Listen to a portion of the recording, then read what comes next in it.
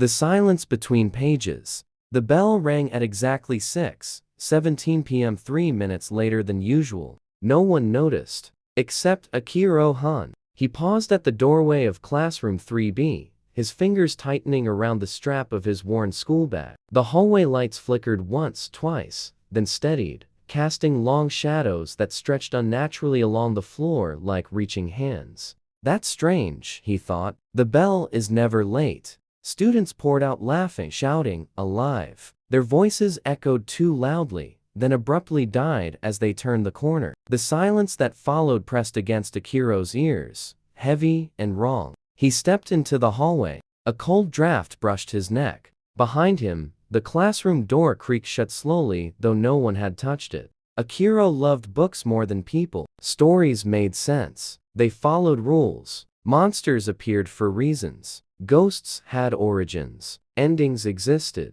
Real life didn't. That was why he worked part-time at Kurokami Bookstore, an old shop wedged between abandoned buildings near the train tracks. It smelled of dust, ink, and time itself. Most people avoided it. Akiro didn't. That evening, rain soaked the streets, blurring neon signs into bleeding colors. The bookstore's bell chimed softly as he entered, shaking water from his jacket. Evening, Akiro, said Mr. Kurokami, the elderly owner, without looking up from the counter. You're early, Akiro replied.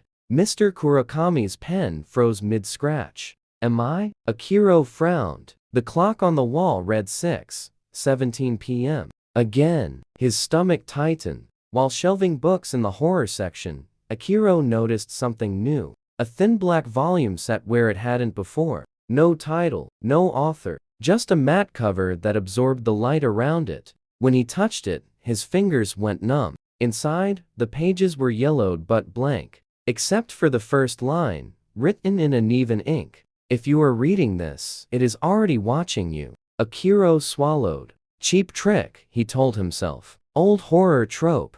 But as he turned the page, new words appeared. Akiro Han does not like mirrors at night. His breath caught. No one knew that. He turned another page. Akiro Han is alone. The lights flickered. The bookstore fell silent. No rain, no traffic, no ticking clock. Akiro, Mr. Kurokami called faintly. His voice sounded far away. Did you find it? Find what? Akiro asked. But there was no answer. When he looked up, the aisles had changed. They were longer, endless. Shelves stretched into darkness, bending slightly as if breathing. Footsteps echoed behind him. Slow, deliberate. Akiro turned. Nothing. But the sound continued. Tap, tap, tap. He ran. Panels would show his face in sharp shadows, sweat dripping wide. The shelves blurred as he passed, book spines whispering words he couldn't understand. The black book burned in his hands. He stopped at a dead end. A wall, no aisle, no exit. The footsteps stopped behind him. A reflection appeared on the glossy surface of a book cover beside him. It was him, but smiling. The reflection raised its hand. Akiro did not. Don't turn around, the reflection whispered. Its mouth did not move. The lights went out. Akiro woke up on the bookstore floor, gasping. The lights were on. Rain tapped gently against the windows. Mr. Kurokami stood over him, concern etched into his wrinkled face. You fainted, the old man said. I told you not to read that book. Akiro bolted upright. You knew?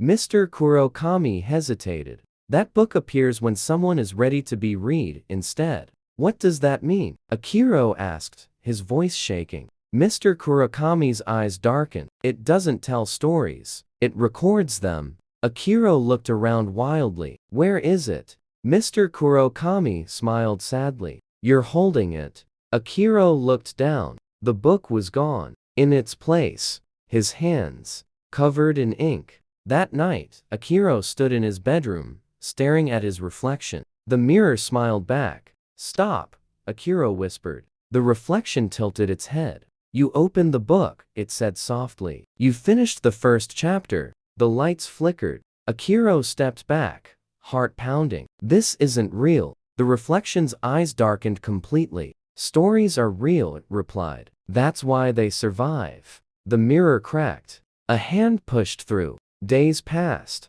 Akiro returned to school, to normal life. But things were off. His shadow moved a second too late. His reflection blinked when he didn't. And sometimes, when he opened a notebook, words were already there. Chapter 2. People around him started to disappear. A seat empty one day. A name.